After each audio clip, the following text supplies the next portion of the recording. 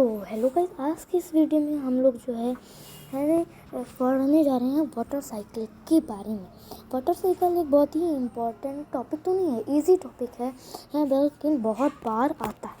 तो सबसे पहले हम लोग इसमें हम देखेंगे कि कैसे चीज़ें होती हैं इसमें कि इस प्रकार इसमें वाटर साइकिल में क्या क्या होता है और कैसे होता है। सबसे पहले एक इवापोरेशन नाम की प्रोसेस होती है जो कि क्या कहते हैं, सन इसे पावर देता है। तो यहाँ से जो दूसरा इवो ट्रांसपायरेशन है, इसे हम ट्रांसपायरेशन भी कहते हैं।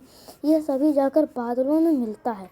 जब ये बादलों में मिलता है तो क्या कहते हैं, देखिए फिर से समझिएगा। ये पहले जाता है, एक सी का पानी इवापोरेट होके जाता है। फिर दूसरा ट्रांसपायरेशन, जिसे इवो ट्रांसपायरेशन बोलते हैं, इसका पानी भी क्या कहते हैं, ट्रांसपोर्ट होके सीधा बादलों पे जाता है। उसके बाद बादलों पर जाता है। बादलों पे जाने के बाद एक प्रोसेस होती है जिसको हम बोलते हैं कंडेंसेशन।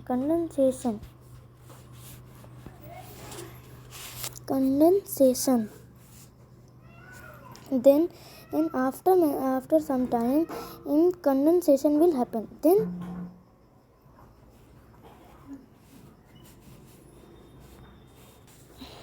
Then कंडेंसेशन की प्रोसेस होती है।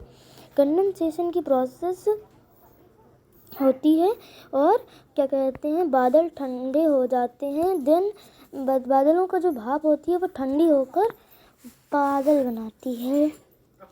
बादल बनाने के बाद यही बादल रेन, हील, स्लीट के फॉर्म में नीचे फिर से आते हैं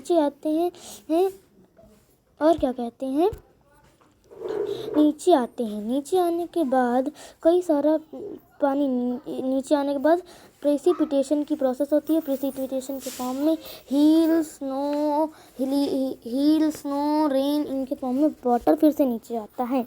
कई सारा पानी इस प्रकार तो समझिए इस बात को कि हम फिर से एक बार फिर से हम करते हैं। तो फिर जो ये है मैक्सिमम पे है।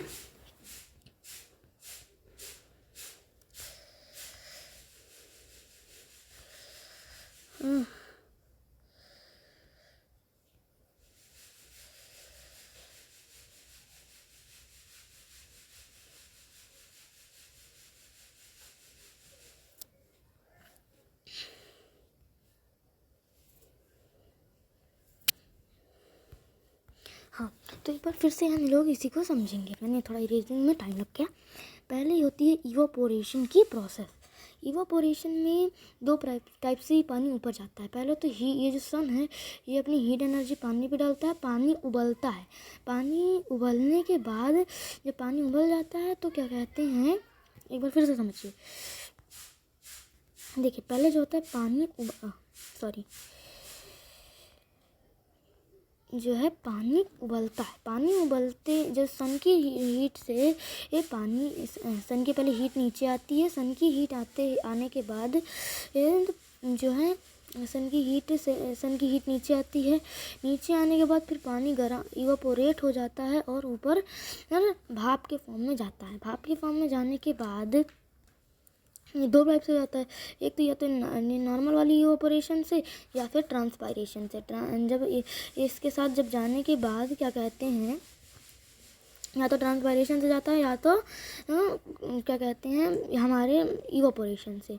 जब पहली बात ये इवापोरेशन और ट्रांसपायरेशन से बादल तक गया। बादल ही जाके बादल अब बन तो गया है, बादल अभी नहीं बना, अभी भाप एक साथ इकट्ठी हुई है। इकट्ठी होने के बाद ये सभी ऊपर जाकर ठंडी होती हैं।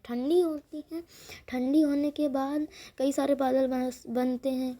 बादल जब बहुत ज़्यादा बन जाते हैं, जब बहुत सारे बादल हो जाते हैं तो क्या कहते हैं, ये बादल ओवरवेट होने लगता है। क्योंकि हर टाइम एक्सट्रीम वेट में यहाँ से तो इवापोरेशन होती रहती है और तो फिर कंडेंसेशन भी होती रहती है।